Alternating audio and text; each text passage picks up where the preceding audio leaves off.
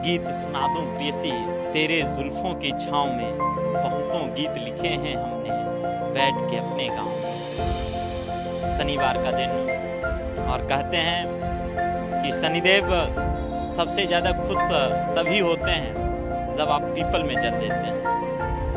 और बच्चों की पाठशाला जिस तरह से बेगूसराय में एक शिक्षा के माध्यम से अपनी पकड़, अपनी पहचान बना रही है, उसी क्रम में आज पीपल का पौधा लगाया गया और कहीं ना कहीं पर्यावरण के लिए एक सुखद संदेश है कि हम, आप और वो तमाम चीज़ें जिससे कि पर्यावरण की रक्षा हो, उस कड़ी में एक नया आयाम लिखने की आज कोशिश की गई है। हमारे साथ बच्चों की पाठशाला के कुछ सदस्य हैं, आइए जानते हैं कौन सी मंशा है इसके पीछे और क्या वजह है।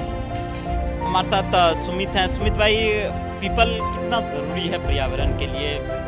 देखिए, सबसे पहले हम बताना चाहेंगे कुछ पेड़ पौधे ऐसे होते हैं जो 24 घंटा ऑक्सीजन देते हैं, जिसमें से पीपल, बरगद, नीम ये सब आते हैं। और पीपल अभी जिस प्रकार से अंधाधुन अभी NH4 लेन बन रहा है और अंधाधुन करीब 40,000 के करीब पौधे काटे हैं बेगूसराय से खगड़िया तक में। और ऑक्सीजन की कितनी कमी हो गई है ये हम आप अभी 2-3 दिन पहले के गर्मी में ही झेल चुके हैं। अभी अगर आप राजस्थान चले जाइएगा तो वहाँ गर्मी ज़्यादा है। इसका रीज़न है कि वहाँ रेत है और कंक्रीट ज़्यादा है, और वही कंक्रीट उठा के हम अपने शहर में ले आए हैं। और जगह जगह जहाँ पे भी इंच ज़मीन बच रहा है, लोग उसको सीमेंटेड करते जा रहे हैं। तो थोड़ा सा भी धूप होगा तो वो हीट होगा। और आज क्या परिणाम है, कोरोना जैसी वैश्विक महामारी के समय लोगों को ऑक्सीजन क्या होता है ये समझ में आ गया। लोगों के पास रुपये थे, पैसे थे, लेकिन क्या नहीं था, तो ऑक्सीजन नहीं था।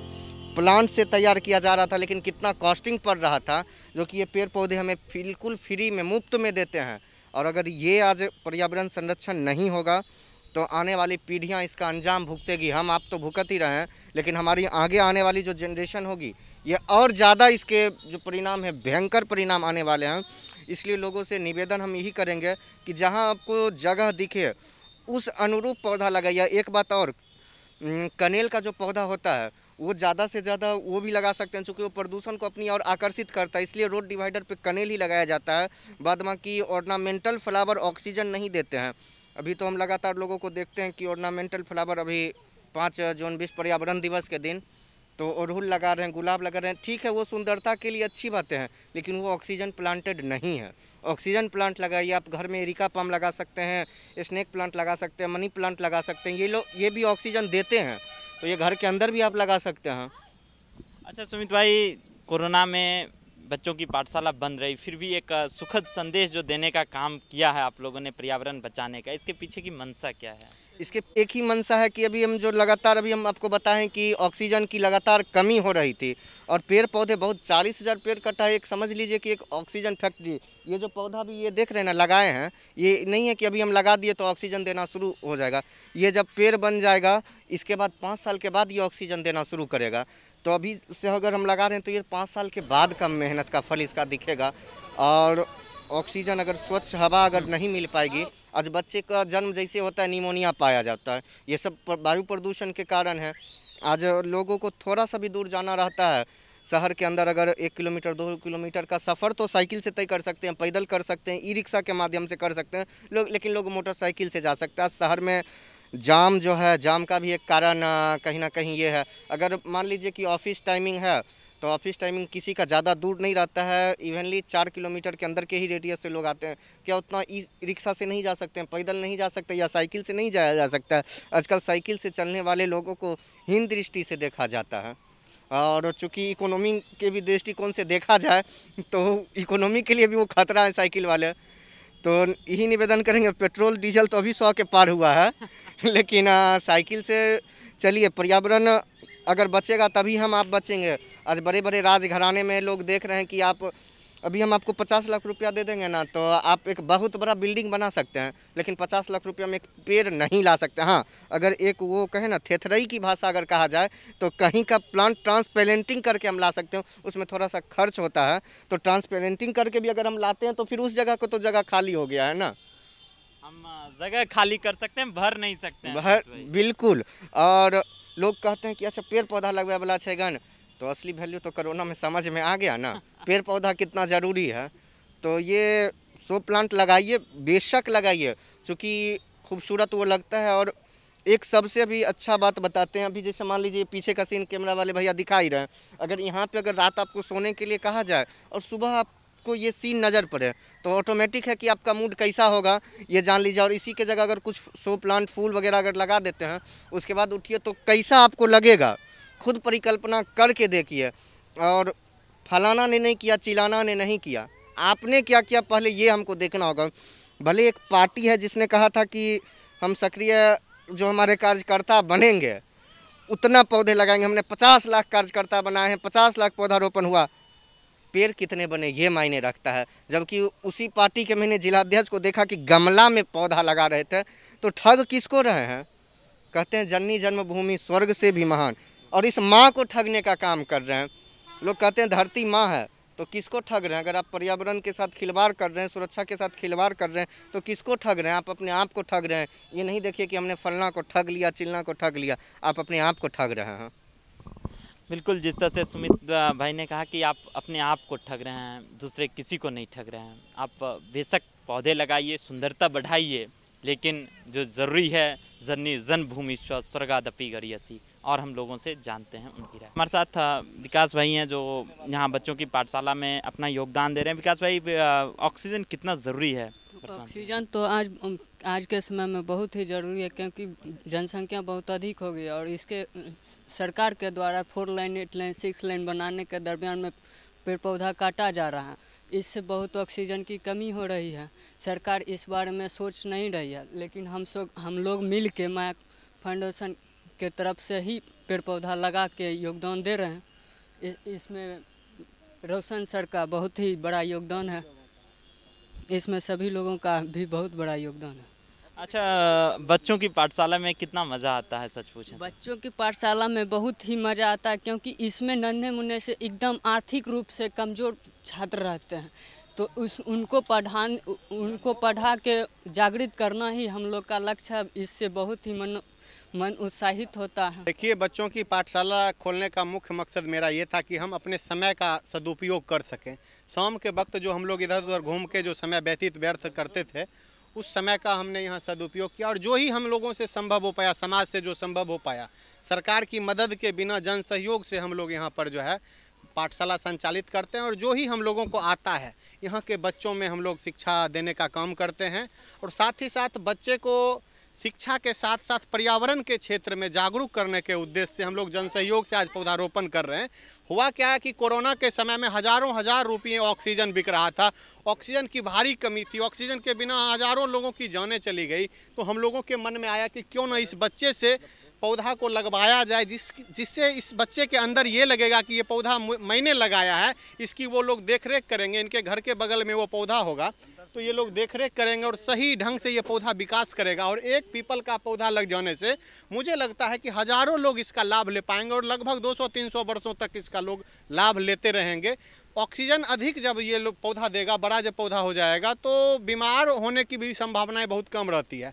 हज़ारों पेड़, लाखों पेड़ NH-31 चौड़ीकरण के दौरान कट गया है, और पौधा कट जाने के कारण बीमारियां बढ़ ही रही है। प्रदूषण दिन प्रतिदिन, एक ज़माना था जब गांव में, शहर में भी बहुत कम गाड़ी चलती थी, अभी देखेंगे आप हज़ारों लाखों गाड़ियां चल रही है। उसका जो धुआं होता है, प्रदूषण बहुत ज़्यादा फैल रहा है, जिसके कारण जो है हम लोग आज सोचे हैं कि ऑक्सीजन ज़्यादा से ज़्यादा उत्पन्न हो, पौधा के द्वारा, कृत्रिम ऑक्सीजन नहीं, पौधा के द्वारा उत्पन्न हो। इसी उद्देश्य से हम अपने पाठशाला के बच्चों के साथ मिलकर उसी के घर के आसपास आज यह पौधा लगा रहे हैं, जिसमें सहयोग दिए हैं इभा कुमारी कॉलेजिएट के पूर्व प्रधानाध्यापिका प्रांजलि कुमार, रोहित कुमार जैसे सभी लोग कुछ ना कुछ मदद कर रहे हैं, जिससे ये पौधा लग रहा है। इसमें सरकार का कोई सहयोग नहीं है, इसमें आम जन का ही सहयोग है, जन सहयोग से ही चल रहा है। अच्छा रोशन भाई, शनिवार था और संयोग से आज पीपल का पौधा लगा रहे हैं, तो पीपल लगाने के पीछे धार्मिक दृष्टिकोण से जब कोई भी काम को सफल करना होता है तो उसे धर्म के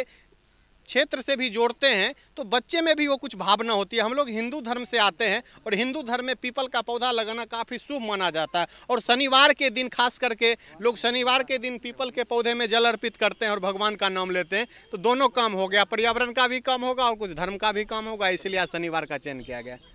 संतू भाई, आप भी अपना योगदान बच्चों की पाठशाला में दे रहे हैं, तो पीपल का पौधा आज लगाया जा रहा है, तो कितने बच्चे मिलकर ये लगा रहे हैं आप लोग?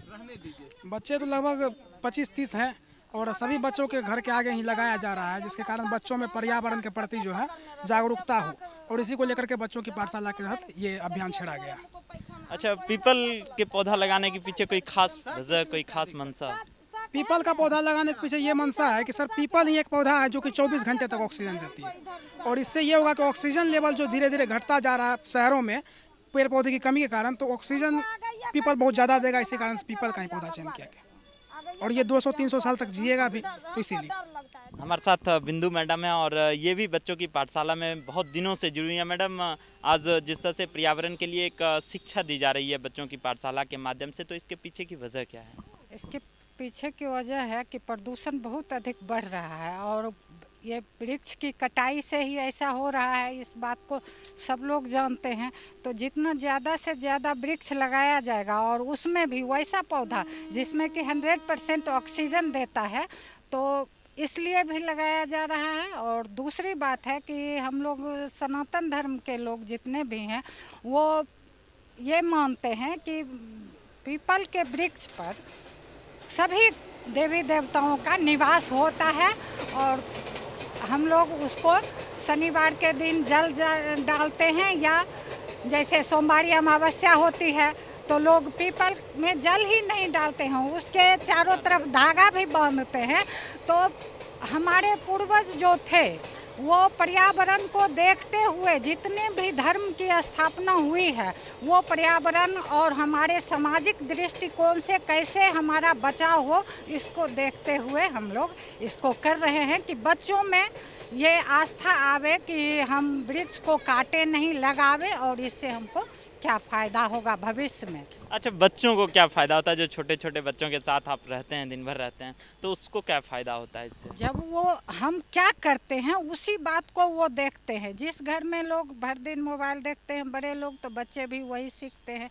जिस घर में लोग किताब पढ़ते हैं तो किताब को देखते हैं। जिस घर में धर्म के लोग हैं, धर्म को मानते हैं, जूता पहन के नहीं जाओ, तो वहाँ लोग जूता खोल के जाते हैं, चप्पल खोल के जाते हैं। और जहाँ पाश्चात्य सभ्यता है उसको लोग नहीं मानते हैं, तो उस ढंग से तो जो बच्चे हमारे जो हमारा संस्कार देखते हैं उसी को सीखते हैं। पाठशाला के कुछ वो नन्हे मुन्ने बच्चे हैं जिनको शिक्षा दी जाती है बच्चों की पाठशाला के माध्यम से, कैसा लग रहा है बाबू? आज पौधारोपण हो रहा है यहाँ पर, अच्छा लग रहा है। तो बच्चों में भी थोड़ी थोड़ी जागरूकता है। हमारे साथ एक बच्चों की पाठशाला के ही बच्चे हैं जो यहाँ पौधे लगा रहे हैं। क्या नाम है बाबू आपका? बादल कुमार। बादल, क्यों लगाते हैं पौधा, क्यों ज़रूरी है? ऑक्सीजन के लिए ज़रूरी है। कि आप लोग कैसे बचाएंगे इस पौधे को? पानी दे के, बकरी से बचा के, घेर घार के। राजू जो एक छोटा सा बच्चा है और कहीं ना कहीं जेंटलमैन अब बन गया है, तो राजू कितना पौधा लगाए हैं आज आप? 5 पौधा लगाए और दूसरा जगह जाएंगे लगाने। अच्छा राजू, क्यों ज़रूरी है पौधा लगाना? ऑक्सीजन मिलता है इसी से सब पूरा दुनिया। अच्छा, आप कैसे बचाएंगे इस पौधे को? सुरक्षित रखेंगे इसको तब। अच्छा, बच्चों की पाठशाला अभी बंद है, तो अभी क्या सब कर रहे हैं आप? अभी सुबह हम कराटा सीखते हैं, फिर आते एक आधा घंटा पढ़ते थे, खेलते हैं। तो कहीं ना कहीं ये छोटे मोटे बच्चे हैं और जो बच्चे कहीं ना कहीं प्रयासरत हैं कुछ सीखने के लिए। तो अभी हम थे बच्चों की पाठशाला में कुछ बच्चों के साथ और कुछ शिक्षकों के साथ जो बच्चों की पाठशाला में अपना योगदान दे रहे हैं। तो कहीं ना कहीं एक काबिले तारीफ़ कदम है, एक नई आयाम लिखने की कोशिश में इन लोगों ने जिस तरह से आज पर्यावरण को अपना दिन दिया है शनिवार पीपल के साथ, तो इसी के साथ आप भी पर्यावरण में अपना सहयोग दें और आगे बढ़ें। मैं कवि नीलेश, कैमरामैन शिवम शिकारपुरी के साथ।